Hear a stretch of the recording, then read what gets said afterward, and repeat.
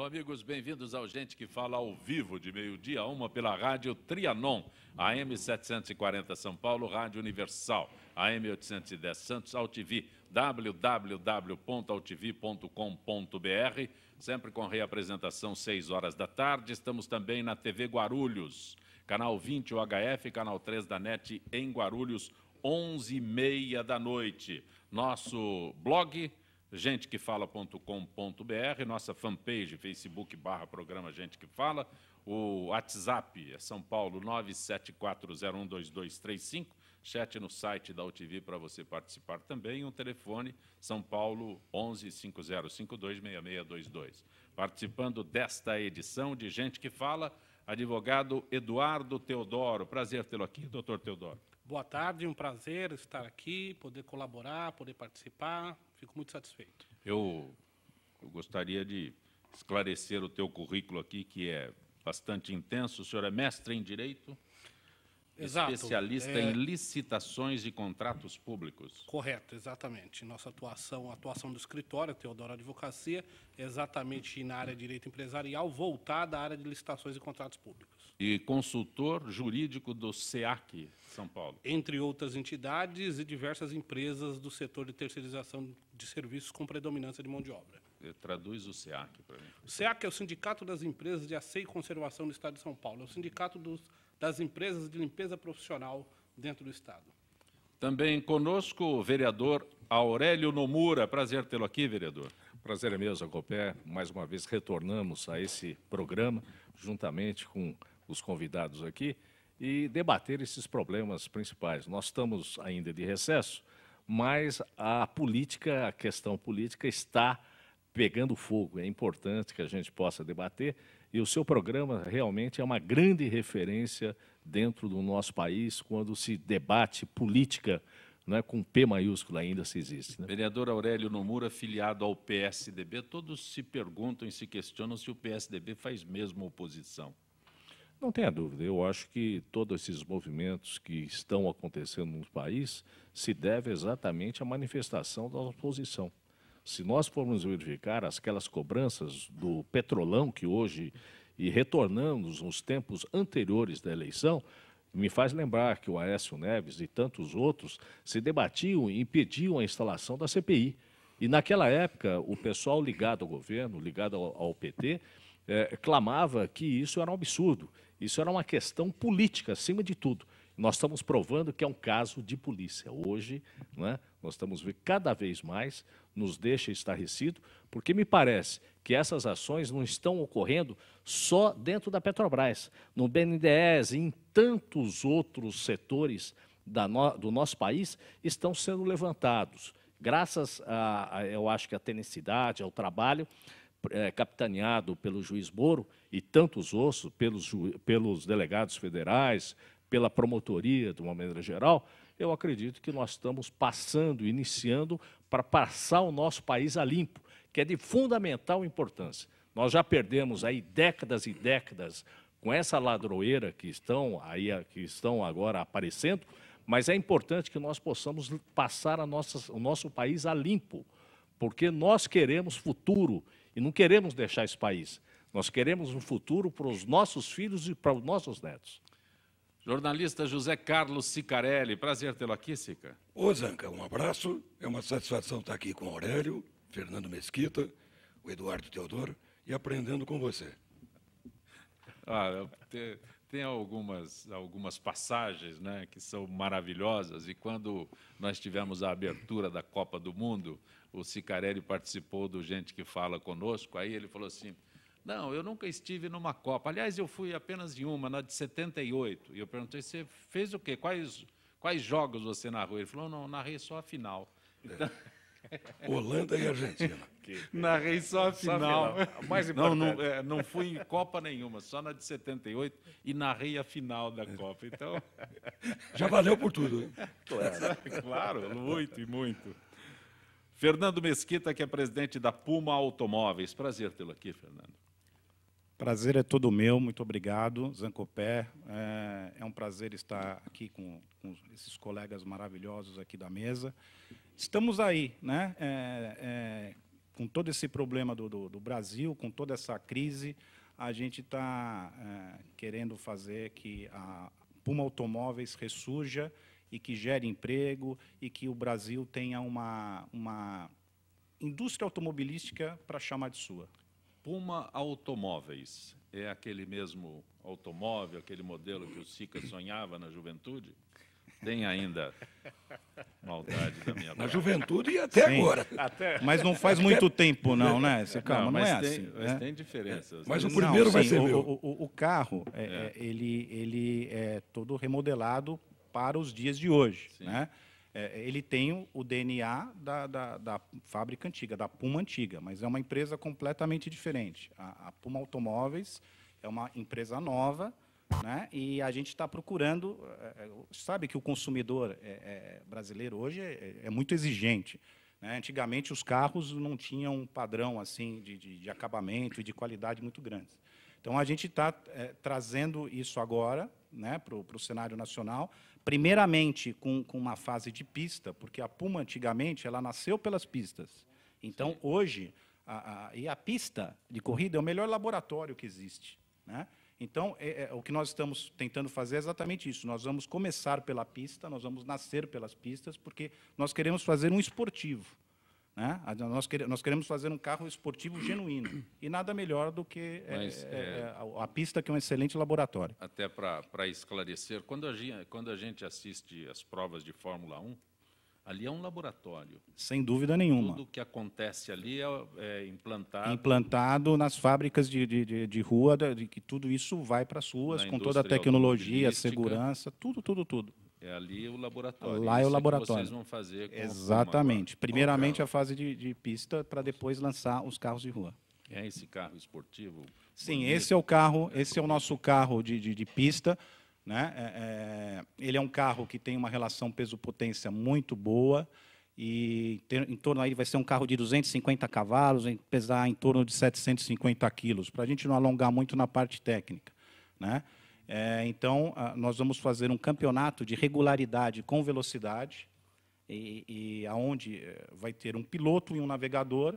Então, é uma pegada para quem não quer participar de uma competição automobilística e, às vezes, tem um certo receio daquela pegada de competição, daquela adrenalina toda. Então, vai ser uma coisa onde a família pode participar, o pai pode participar com o filho, a esposa pode participar com o marido, né? E isso a gente vai revelar aí ao longo mais para frente, a questão de regulamento, tudo. A ideia é fazer uma temporada em 2017 e 2018. Maravilha, parabéns. Agora, no assunto de hoje, está nas manchetes dos jornais, o presidente da Odebrecht, Marcelo Odebrecht, mais 7 pessoas foram indiciadas pela Polícia Federal pelos crimes de corrupção passiva e ativa, lavagem de dinheiro, crime contra a ordem tributária e econômica, formação de quadrilha. Alguns trechos do relatório apresentado pela Polícia Federal mostram que o Executivo tentou atrapalhar as investigações da Operação Lava Jato antes de ser pego. O vereador Aurélio Nomura, o Fernando Mesquita, Sicarelli, Eduardo Teodoro, que é advogado. Posso ouvi-lo primeiro? Claro, com prazer. Eu tenho uma preocupação muito grande com a veiculação dessas questões que envolvem a Lava Jato, porque muitas vezes se perder de alguma maneira o cuidado com as questões jurídicas que abarcam toda essa operação. No entanto, me parece interessante a ideia de termos tudo isso muito esclarecido, mas há de se tomar alguns cuidados efetivamente com as etapas processuais, então isso me preocupa um pouco nessa operação. O dele é a observação jurídica, a tua é a política. Na realidade, volto a falar, nunca antes na história do nosso país nós tivemos empresários com esse naipe presos. Geralmente nós prendíamos, existia a prisão com relação a gerentes, subgerentes, no máximo. A primeira vez... Segundo escalão. Segundo e terceiro escalão, que sofria, era aquela coisa, né? O culpado é o mordomo. E agora nós estamos chegando naquelas pessoas, de fato, que comandavam essas empresas. São as maiores empresas do mundo, não é? e que merecem destaque. Então, nos deixa realmente estarrecido essa informação e mostra que a prisão, se realmente representar a realidade essa notícia, é que foi correta, mesmo porque estava atrapalhando, não é, a análise e a investigação do Lava Jato. Eu acho que é importante, eu acho que o Brasil vai ser referenciado antes e depois da Operação Lava Jato. Nós já tivemos aquela questão anterior, né, do mensalão, e agora nós estamos avançando e avançando mais. Então, eu volto a falar, nós queremos um Brasil para brasileiros, onde todos se sintam orgulhosos de serem brasileiros. E é o início desse processo da limpeza geral do nosso país. Antes que o Cicarelli e o Fernando Mesquita se manifestem, eu vou acrescentar aqui que em telegrama divulgado pelo Itamaraty, fica claro que diplomatas brasileiros podem ter favorecido, além da Odebrecht, também a Andrade Gutierrez, em uma licitação internacional para obras viárias no Haiti. A atuação em favor da Odebrecht está sendo investigada e faz parte de uma investigação que apura o suposto tráfico de influência do ex-presidente Lula junto a líderes internacionais para que a empreiteira conseguisse contratos fora do país. Valendo também para o Eduardo Teodoro, para o Aurélio Nomura, é a primeira vez que o nome do ex-presidente aparece numa suspeição. Então, Cicarelli... Eu acho que o tráfico de influência ele é exercido pelas duas partes. Então, o que me intriga aqui na nota é que o Executivo tentou atrapalhar as investigações da Operação Lava Jato. Quer dizer, uma parte diz que o outro está acusando, e o outro... Quer dizer, eu quero saber depois de tudo isso, se é que vai longe, porque o mensalão fez muita onda, e as prisões foram de meses e até de dias. Mas o pessoal foi para a cadeia. Foi para a cadeia, mas passou rápido, e tem gente aqui que já está com esses de delação premiada, já estão com um tempo já mais ou menos diminuído, e depois pode passar alguns dias lá dormindo, depois vão ter a prisão na residência, e depois, logo, logo estão na rua, passeando como todo mundo. E esquecem e tal. Eu quero ver se isso realmente vai ter algum efeito prático. Fernando Mesquita. Olha, falando como empresário e representando o empresariado de uma maneira geral, eu espero, do fundo da minha alma, que realmente isso tudo seja depurado e que nós possamos ter um Brasil num ambiente favorável, onde a gente possa investir, onde a gente possamos investir, gerar empregos, porque a gente está cansado de pagar imposto, gerar emprego e tentar fazer alguma coisa, porque a gente ama o Brasil. Nós queremos que o país vá para frente. Então, a gente fica chateado, sabe? Quando você tem que acordar cedo, ir para a empresa, batalhar pelo seu país, e você vê todo esse pessoal colocando milhões, milhões e milhões e milhões, e a gente resolvendo o problema de produtividade, querendo cortar os custos para produzir de uma maneira mais eficaz, com um lucro maior. Então, eu espero realmente que isso tudo seja depurado e que essa neblina toda saia do Brasil e que a gente possa realmente enxergar o mar agora e navegar num rumo seguro. Doutor Teodoro, ainda estamos, eu acrescentei a segunda parte da informação, ainda estamos na suspeição, né, de uma participação do ex-presidente Lula, fazendo, aqui é lobby, não sei se é lobby, como é que pode ser classificado, mas é a primeira vez que o nome dele é citado realmente em todo esse processo que nós temos aí. Isso é importante do ponto de vista até social, né? O que se percebe um avanço do processo investigativo. Mais uma vez, observando as questões do ponto de vista jurídico, é importante se ater às questões processuais, até mesmo para que não aconteça exatamente o que o colega aqui ao lado disse. Você tem um processo que rode, lá na frente você descobre uma série de falhas processuais que necessariamente invalidem o processo e impeça que se faça justiça efetiva. É bom dizer que, assim, estamos, para mim, eu não tenho dúvida, a Lava Jato é um marco no país, do ponto de vista social, mas também do ponto de vista jurídico. Nós temos aí uma série de elementos processuais que vão modificar a forma de se ver e de se atuar em processos judiciais no país depois da Lava Jato. E, do ponto de vista social, é importante que o país seja passado a limpo. Isso sem dúvida. E me parece que, na medida em que alcança a esfera mais alta do poder político brasileiro, isso faz com que passe a ter mais seriedade o processo e que automaticamente dê mais esperança à sociedade de que, de fato, tenhamos uma solução efetiva e que crie um paradigma, que realmente se ultrapasse esse processo da Lava Jato para um novo país. O que a notícia cita é exatamente a empreiteira no Haiti, mas nós temos, neste final de semana, nós tivemos citações da participação do ex-presidente em viagens a Portugal, a outros países da América Latina, a África, e Portugal já se colocou à disposição para esclarecer os fatos. Eu quero saber onde é que se chega nisso.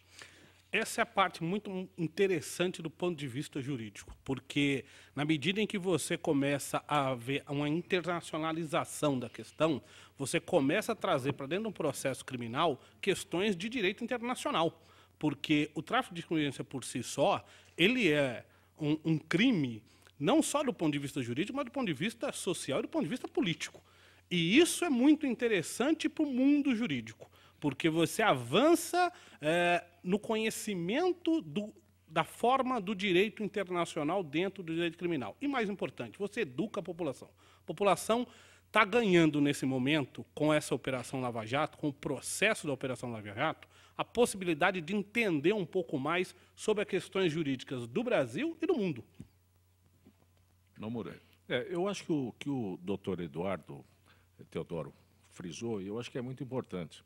Também é hora do Congresso Nacional discutir essa questão jurídica, essa reforma penal, reforma do processo, lei das execuções criminais, que mostra que está totalmente fora da realidade. Nós podemos citar alguns exemplos. Tem um político muito famoso que está condenado no exterior, ele não pode sair fora do país, mas aqui ele anda livremente, sem qualquer tipo de condenação, transitado em julgado. Não precisa de passaporte aqui. Não precisa de passaporte. Se ele apresentar o passaporte. Mas não pode sair na rua, porque senão vai ser vaiado. Tem esse lado também. O que a gente tem acompanhando ultimamente... Que é a penalidade social, né? A penalidade social. O povo está fazendo a justiça pelas próprias mãos, em tese. Está vaiando, está acompanhando e está criticando, não é? Os passos dessas pessoas. Nós temos tantas coisas aí, a CBF, por exemplo, é um caso típico, que não tinha absolutamente nada, mas chegou lá, estava muito adiantado. Né? Então, eu acho que é hora de nós passarmos a limpo, eu acho que nós precisamos usar essa questão, esses levantamentos que estão falando, o Zancopé falou muito, que Portugal tem muito mais informações já sedimentadas, que agora, através de um acordo que está sendo celebrado, ou foi celebrado, sim, nós vamos receber essas informações. Existe um intercâmbio, né, entre os dois países. Exatamente. Permite... E é isso importante, isso é interessante, né? Porque, na verdade, o que a gente vai começar a ter um conhecimento geral dentro do país é qual é a grandiosidade de todo esse processo. O que é a Lava Jato dentro e fora do país? Quais foram os tentáculos que se espalharam mundo afora da Lava Jato? E isso é importante, eu diria que até tem uma questão muito educativa dentro do processo da Lava Jato. A Lava Jato está permitindo que a sociedade comece a entender o que é Brasil. E a partir desse entendimento do que é Brasil, passamos a ter mais conhecimento do que é direito e obrigação.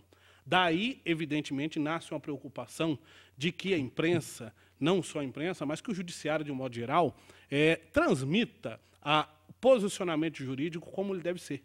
Nós não podemos esquecer que existe um processo que tem que tramitar dentro da mais pura legalidade para que ele tenha efetividade. Porque senão teremos um processo e jamais teremos uma punição. E aí caímos no que o colega disse aqui. Você tem um processo que você fala, eu não entendi. Eu vi tanto barulho, e quem ficou mais tempo na cadeia ficou 2 anos. Nomura, eu só quero fazer um parêntese na tua explanação quando você cita a CBF. A CBF não tem dinheiro público. A CBF é uma empresa privada, né, que não tem dinheiro público. O que nós estamos falando aqui é dinheiro de empresas públicas. Não, mas eu só estou eu estou fazendo um parêntese, porque as pessoas, quando comentam, não sei o quê. Mas quando entram na justiça, e já tentaram entrar por diversas vezes, houve o sobrestamento, vamos dizer, de qualquer tipo de estudo ou de investigação, né, até a fim de análise técnica e tal, exatamente com base nas provas que foram levantadas, mas sem levar em consideração as provas já levantadas nos outros países. Então, por exemplo, eu acredito que essa participação, como está tendo aqui no Lava Jato, essa questão, por exemplo, agora de um acordo com o FBI e o governo brasileiro, eu acho que nós vamos avançar muito, porque existem bilhões e bilhões de recursos, né, depositados nesses países dos paraísos, né, fiscais, ditos, que o FBI tem informações, tem detalhes e sabe quem é o dono da lavanderia.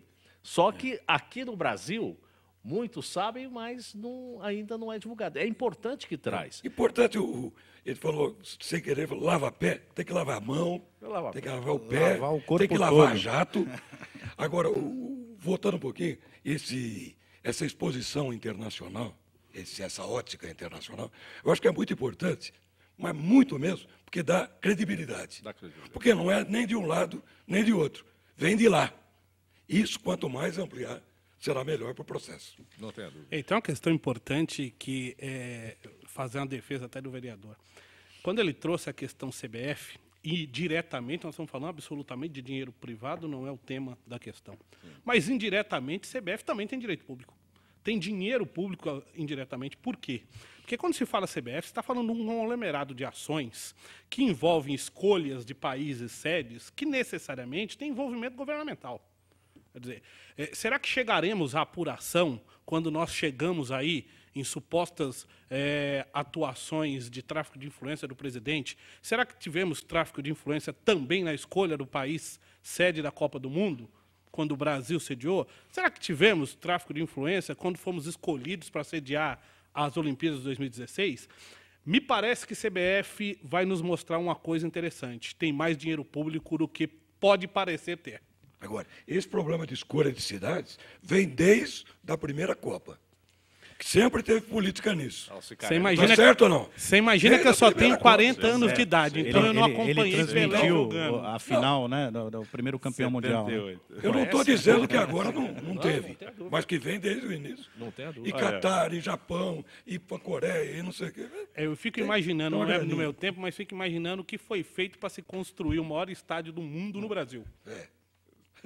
Não consigo imaginar que ele tenha sido, do pouco e da pouca idade que tenho e que conheço, do tanto que leio para aprender política e sociedade, fica difícil imaginar que um estádio tal qual o Maracanã, há 40, 50 anos atrás, para 200 mil pessoas, que era uma obra impensável à época, tenha sido construído sem nenhuma intervenção governamental. Aí eu vou defender a nossa classe. Foi o Mário Filho, que leva lá o nome dele, é homenageado, né, o patrono do estádio, jornalista Mário Filho, que falou: a Copa vai ser aqui e vamos fazer um estádio. O que ele fez na época, eu não sei, mas o Maracanã é uma realidade. Ele, não sei exatamente a função dele, mas por iniciativa desse jornalista é que o Maracanã foi construído. E deve ter uma enxurrada de dinheiro público naquele...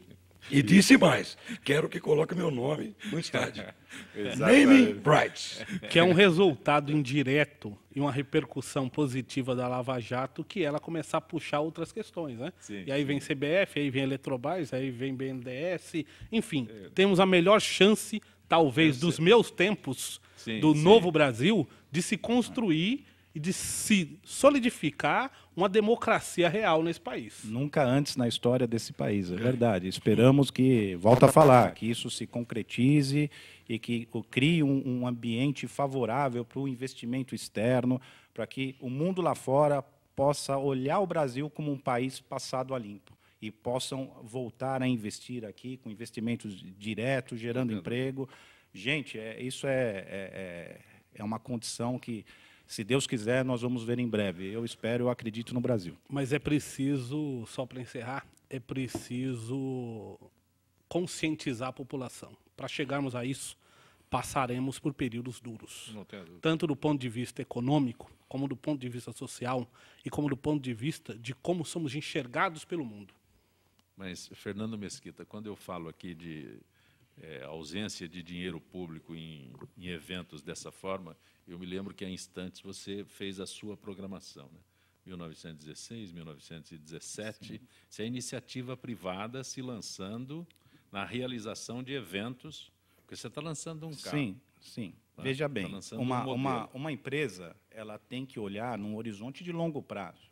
Nós sabemos que o ambiente político e econômico do país hoje está em frangalhos. Mas, eu estou com alguns dados da Anfávia, só para a gente ver como a indústria automobilística ela pode crescer muito no Brasil. Hoje, nós temos uma média de 7,5 milhões de veículos que são licenciados por ano. Tá? 3,5 milhões de veículos que são licenciados por ano. Isso dá uma proporção de mais ou menos 5,1 habitantes por automóvel. Tá? Existe uma previsão feita pela Anfávia, isso está inclusive no anuário da Anfávia, que uma previsão de 20 anos. Em 20 anos, nós esperamos chegar a 7,5 milhões de veículos licenciados, com uma proporção de 2,4 habitantes por automóvel. Então, nós estamos enxergando a empresa, o empresariado, ele enxerga o país no longo prazo. É assim que funciona. Então, a gente acredita que a gente tem muito para crescer, não só na indústria, no nosso ramo, como em tudo. O Brasil é um país ainda que tem um potencial muito grande. Vamos passar momentos difíceis agora? Sem dúvida nenhuma. Com certeza esse ano, o ano que vem, com certeza. Também. Né? Mas você pega...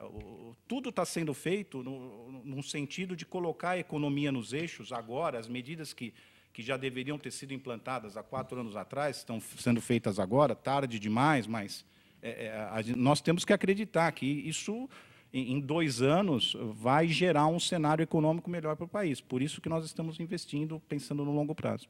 Só para esclarecer, o Jaime do Jardim Bonfilholi diz: o Maracanã foi construído pelo então prefeito do Distrito Federal, Mendes de Moraes, e houve, sim, dinheiro público municipal, dinheiro público federal. Ok, meu caro Jaime do Jardim Bonfilholi, agradeço tua gentileza. Como acontece toda terça-feira, nós temos a participação da AFIPESP e o nosso contato com a Gisele Souza, do setor de eventos da AFIPESP, Associação dos Funcionários Públicos do Estado de São Paulo. Gisele, boa tarde. Boa tarde, Zé Copé. Boa tarde a todos os ouvintes do Gente que Fala. Gisele, é o 15º torneio de tranca que está sendo programado pela AFIPESP para os associados da AFIPESP aqui em São Paulo, é isso? É isso mesmo. O 15º torneio de tranca, mais uma vez, vai ser organizado pela Coordenadoria de Esportes. O evento tem se mostrado um grande sucesso e se tornou uma ótima opção de lazer para os associados da cidade de São Paulo. Não é à toa que já estamos na 15ª edição.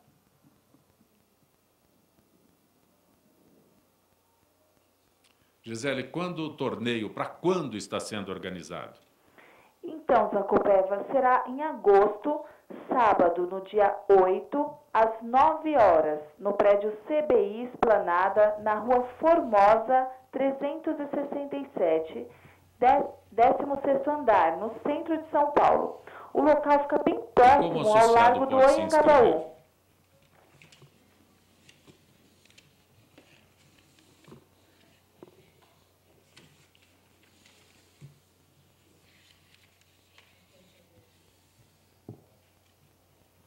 Como associado pode se inscrever, Gisele?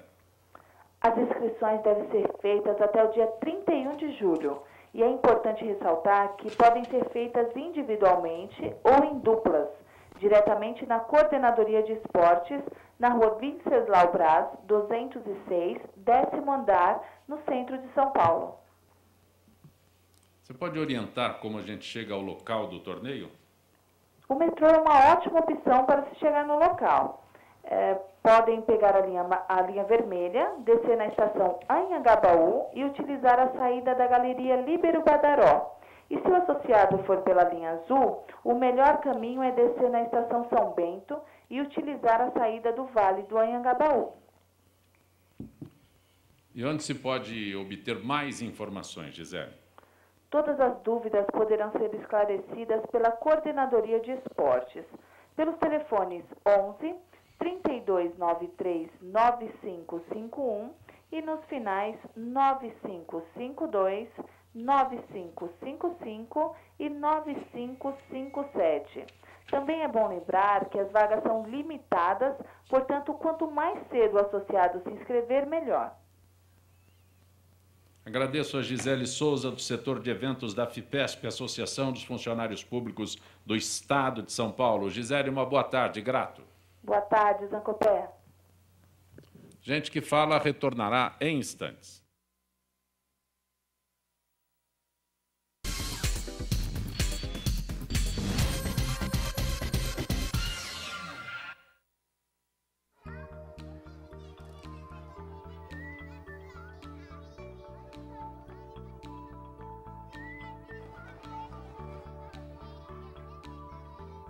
Quando uma criança desenvolve seu potencial, as portas do mundo se abrem para ela.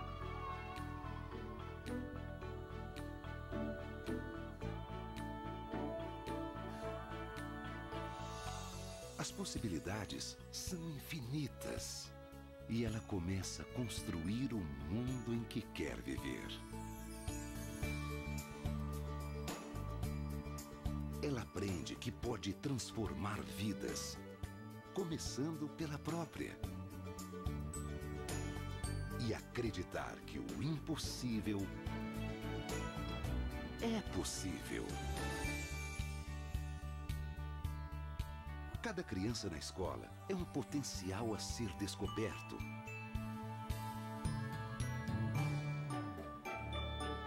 Potencial de realizar sonhos, não importa o tamanho.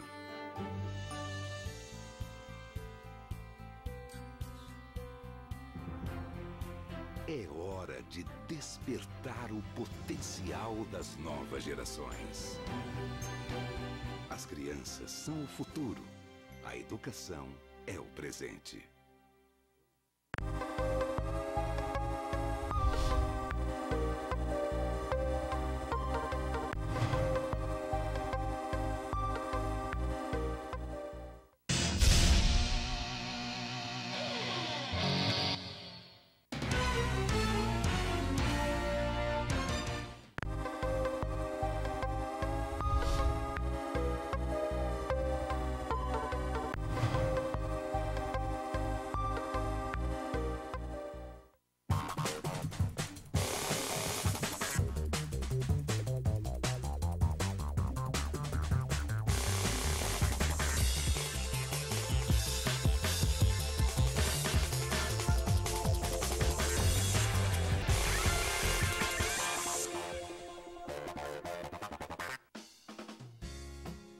Você já ouviu falar na Lei de Zoneamento? Ela está em discussão na Câmara de Vereadores e existe para planejar melhor a nossa cidade.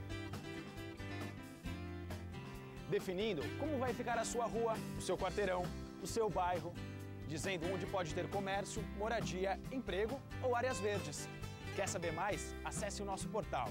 Participe, uma cidade melhor também passa pelas suas mãos.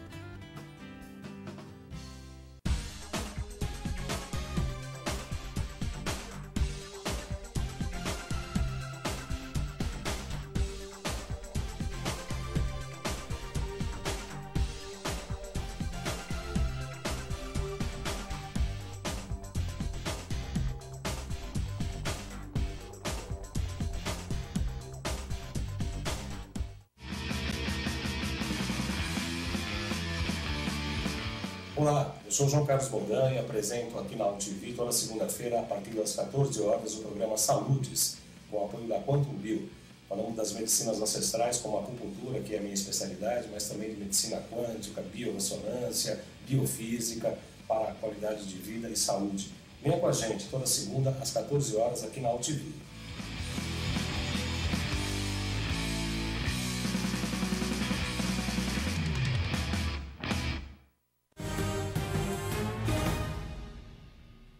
Você está acompanhando Gente que Fala pela Rádio Trianon, AM 740 São Paulo, Rádio Universal, AM 810 Santos, AltV, www.altv.com.br, com reapresentação 6 horas da tarde, também TV Guarulhos, canal 20 UHF, canal 3 da NET em Guarulhos. Acesse nosso blog, gentequefala.com.br, telefone à sua disposição 50526622 e também o chat da AltV.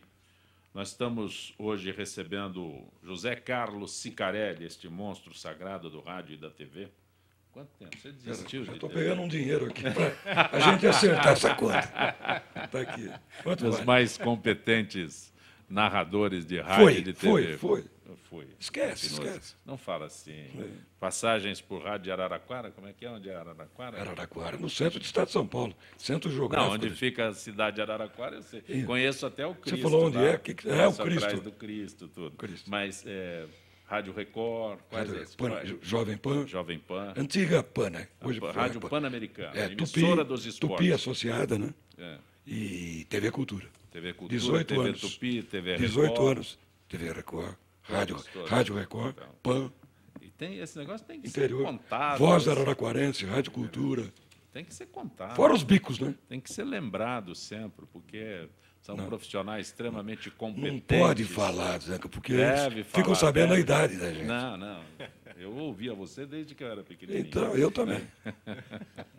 É muito bom tê-lo aqui. O Zeca é uma criança. Também conosco o presidente da Puma Automóveis, Fernando Mesquita, vereador filiado ao PSDB, Aurélio Nomura, advogado mestre em Direito, Eduardo Teodoro.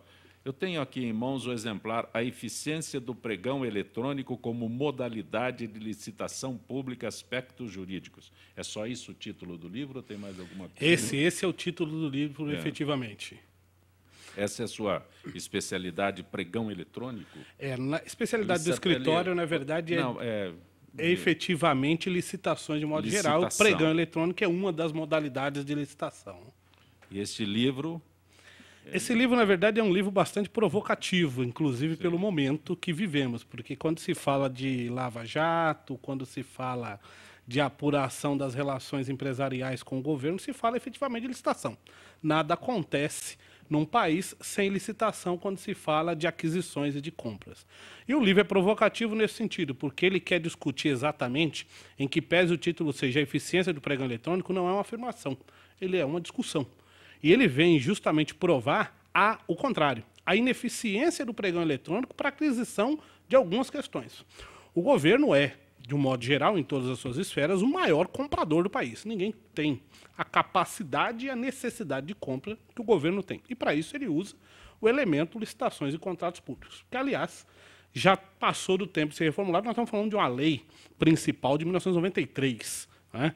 Que, aliás, foi quando eu iniciei nesse negócio. Estou há 25 anos militando e atuando, ora, como agente empresarial nas questões de compras públicas e depois, na sequência da minha formação jurídica, como advogado especializado. O escritório, aliás, a Teodoro Advocacia, atua exatamente nisso.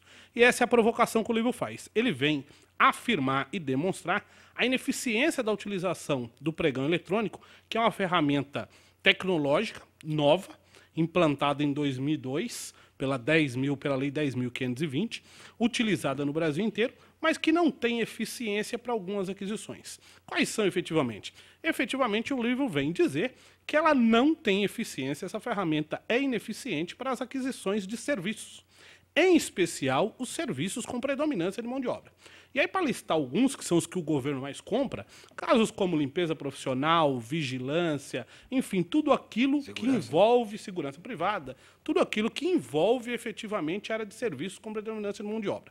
E por que essa ineficiência? Essa ineficiência é porque o sistema eletrônico, o pregão, a modalidade de licitação pregão na sua forma eletrônica, trata a compra como uma coisa absolutamente igual. Então, ele não diferencia o que é a aquisição de uma caneta do que é a aquisição de um contrato contínuo de segurança privada, por exemplo, para os Jogos Olímpicos que vão acontecer aí no próximo momento. Só que, quando você fala em contratação de serviço com predominância de mão de obra, você tem um elemento crucial aí, que é o homem, que é o empregado. Então, você tem um conjunto de custos que 90% do preço que se faz para se contratar serviço é custo. E esse custo, na sua preponderância, é mão de obra. Quando eu leio aqui a eficiência do pregão eletrônico, eu paro aqui. Aí, mas o senhor me dá duas alternâncias aí. Contratação e compra. E eu estou querendo entender aqui onde o pregão funciona. Né? Para comprar é fácil, vamos comprar caneta, como o senhor citou. E aí ele é eficiente. Aí é extremamente Aí ele é eficiente quando você fala então, de comprar uma caneta. em contratação. Eu questiono, na verdade, limpeza, em contratação de serviços continuados, que são serviços que são realizados de forma contínua e permanente por longos períodos, que vão de 1 ano a 5 anos, que é o que a lei permite, e que o pregão, como foi criado para produzir redução de custo para a administração pública no processo de compra, ele reduz demais o preço na contratação de serviços e cria uma série de outros problemas, principalmente para o empregado.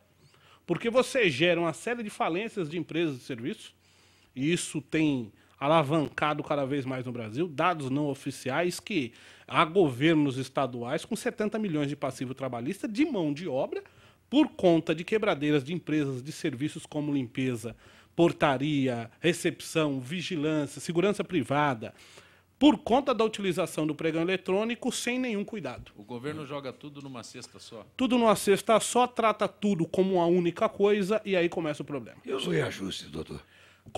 Esse é um problema decorrente dessa forma de contratação. Os reajustes são absolutamente sem sentido. Você já quer o reajuste? Sim. Não, porque esse é o problema. Mas a observação... Mas é uma coisa interessante, porque é uma observação muito importante que começa no processo de licitação. Porque quando o processo de licitação por pregão inicia, ele já inicia definindo uma forma de reajuste. Então você tem uma redução muito brusca de preço para a contratação de serviços contínuos. Aí depois você tem uma falha na forma de reajustar esses contratos que não condiz com o acompanhamento do aumento de custo desse serviço, e isso torna efetivamente esses preços, e cada vez num espaço de tempo mais curto, inexequíveis. Essa inexequibilidade traz 2 prejuízos. Um para o empresário e outro para o próprio governo. E, por fim, um prejuízo para o próprio país. O Cássio de Santana pergunta a você se o pregão eletrônico tem evitado situações jurídicas que impedem a licitação. O pregão eletrônico é uma modalidade de licitação. Na verdade, o que ele tem feito, justamente pelas suas falhas de construção, naquilo que se deve ou não aplicar o pregão eletrônico como forma de contratação, ele tem, na verdade, criado um aumento significativo de ações judiciais para debater isso e tentar criar uma nova forma de se enxergar a aplicabilidade desse pregão naquilo que ele é adequado. O que eu defendo no livro, e defendo de forma muito embasada, o livro tem inclusive modelos de planilha de formação de preços para serviços continuados, ele é importante. Ele é uma ferramenta importante, ele é uma inovação do processo de contratação pública, ele é uma inovação da lei principal, que é desde 93 e já tem aí muito mais do que 20 anos, mas ele não pode ser usado indiscriminadamente. Precisa ter cuidado na aplicação dele. E é esse debate que o livro vem trazer. E vem trazer num momento muito importante. Porque, como tudo que está sendo apurado na Lava Jato, em algum momento, passou por um processo de licitação pública. Ou deveria ter passado. E espero que a grande maioria tenha passado. Mas o fato naqueles casos que passaram, há de se discutir até se a forma dessa contratação foi adequada. Porque quando eu falo serviços, eu falo tudo que é serviços continuados. Perfeito. E quando você fala de construtoras, por exemplo, você tem uma grande parte desses serviços, são serviços de engenharia, que são serviços continuados. Perfeito. Fernando Mesquita, o Jaime do Jardim Bonfilholi, que volta, pergunta a você se Amaral Gurgel, saudoso fundador da Gurgel Automóveis em Rio Claro, pode ser classificado como grande mártir brasileiro da indústria do automóvel nacional. Mártir? O Gurgel ele foi abandonado, né? Ele foi um empreendedor sensacional, uma pessoa visionária. Eu tive o prazer de conhecê-lo e, infelizmente, ele não conseguiu ter apoio do governo para levar a indústria dele adiante. Nós somos meio teimosos, é por isso que eu falo. O Brasil ele não tem ainda uma indústria automobilística para chamar de sua. E a gente está voltando nessa tecla de novo, porque isso aconteceu com a própria Puma no passado, né? A Puma é a indústria brasileira. A Puma do passado, Sim, a outra, sim. a Puma, né? Original. Original. Ela não teve, não teve apoio. Como o empresário brasileiro, dificilmente às vezes ele tem algum apoio. Então, realmente, de acordo com o nosso internauta aí, pode sim, o Gurgel pode ser considerado, não vou dizer um mártir, que é uma palavra, mas ele foi uma pessoa, um dos grandes prejudicados aí por esse sistema nosso. Walter de Guarulhos diz: é importante lembrar que o candidato a vice na chapa do Aécio também foi acusado por um dos depoentes da Operação Lava Jato em delação premiada, onde acusou também o candidato de ter recebido dinheiro para a campanha. Também será julgado? Pergunta o Walter de Guarulhos. Eu acho que aí cabe ao Supremo Tribunal Federal decidir ou não a denúncia com relação a essas duas pessoas. Na realidade, o que nós estamos falando, e volto a falar, é louvável e é fundamental a importância, e pela primeira vez no país, todas as autoridades que estão sendo mencionadas, que estão sendo levantadas através desse processo, serão com certeza investigadas. O Zangopé falou agora, numa das notícias, que foi aberta também, pela primeira vez, um processo contra o ex-presidente Lula, que não se imaginava. Quem imaginava que ele ia responder a algum processo? Pode ser até que, na realidade, são indagações ainda. Seja isentado. Isentado, mas nunca se pretendeu e nunca se imaginou que iria abrir um processo contra o ex-presidente.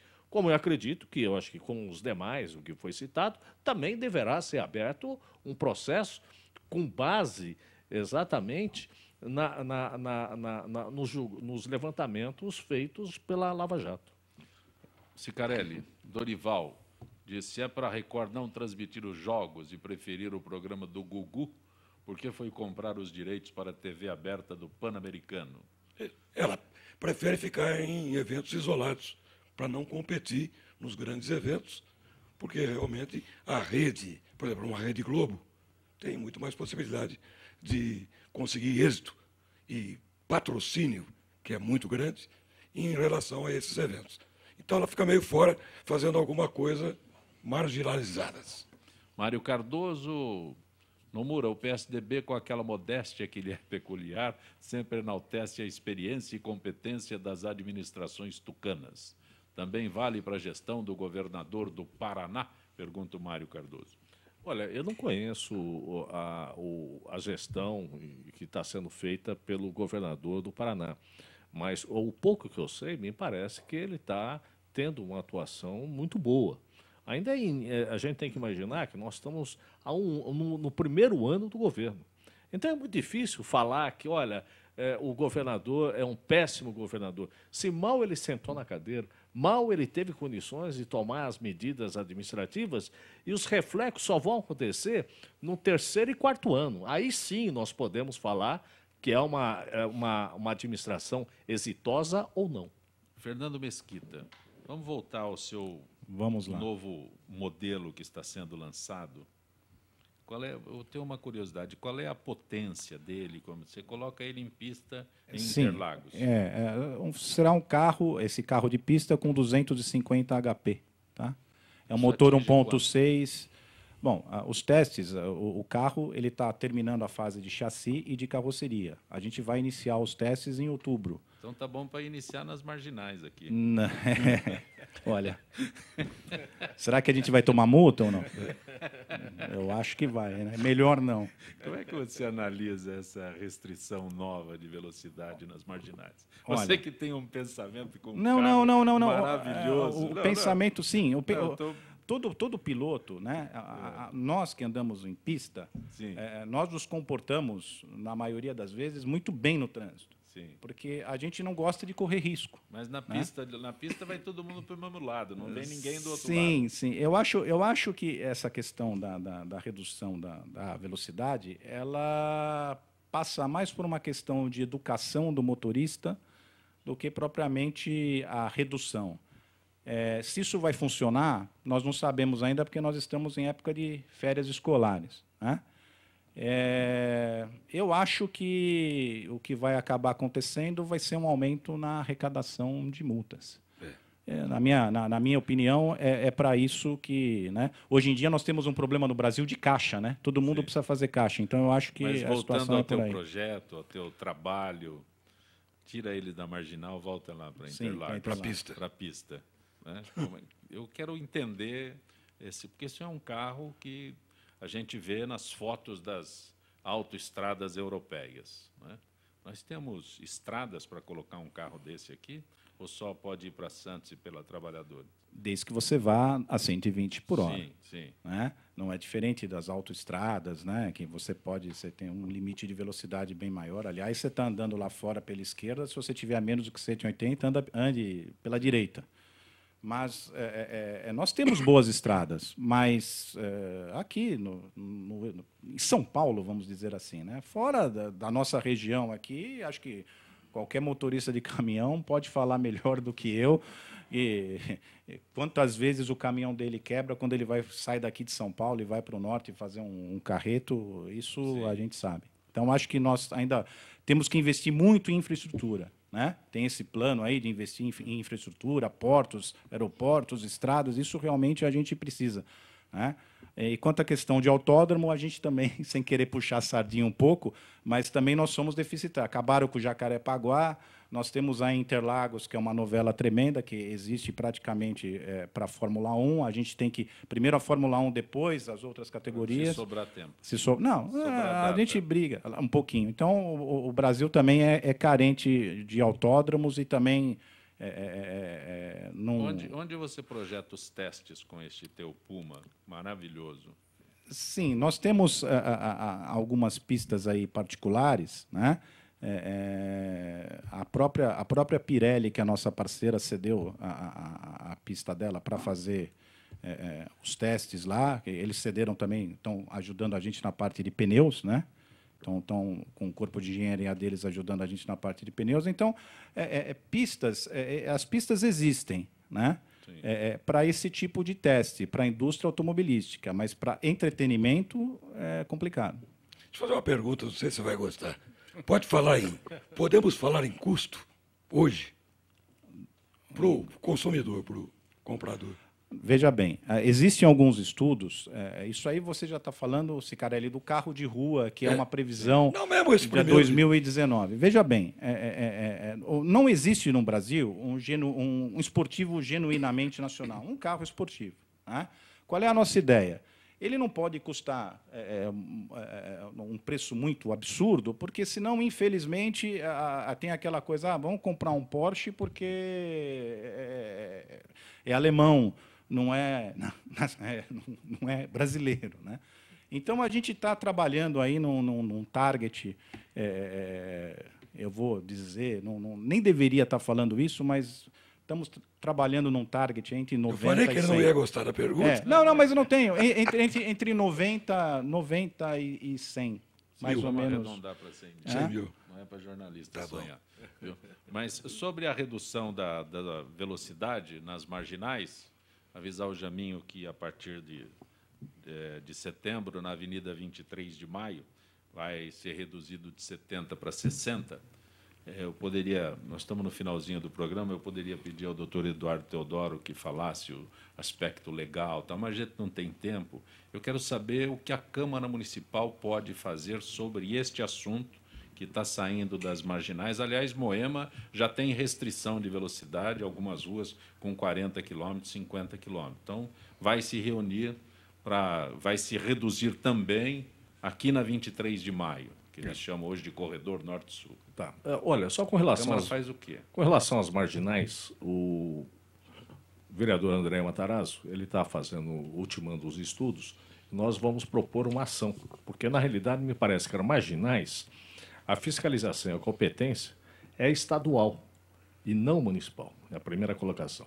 A segunda questão é que mostra exatamente como caracteriza o governo Haddad.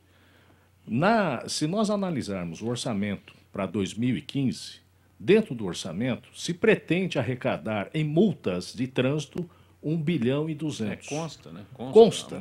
Está dentro do orçamento. Está dentro do orçamento. Pretende-se arrecadar 300 milhões a mais de multa. Como que você vai aumentar essas multas?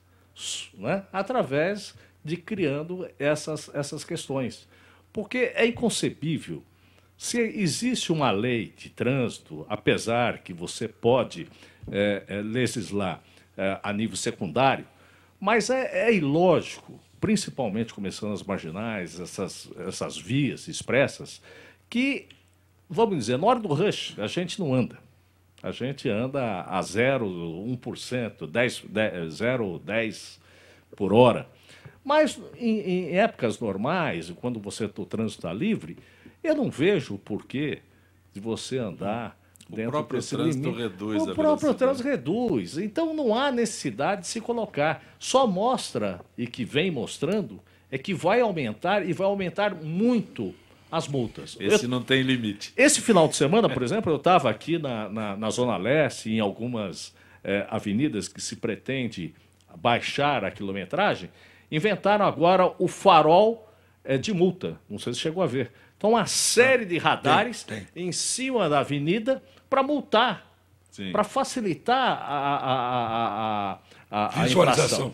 Exatamente. Então, o que a gente está vendo, que na realidade não se pretende melhorar ou está preocupado com a segurança do motorista. Está preocupado, sim, em aumentar a arrecadação na nossa cidade. A OAB já entrou, né?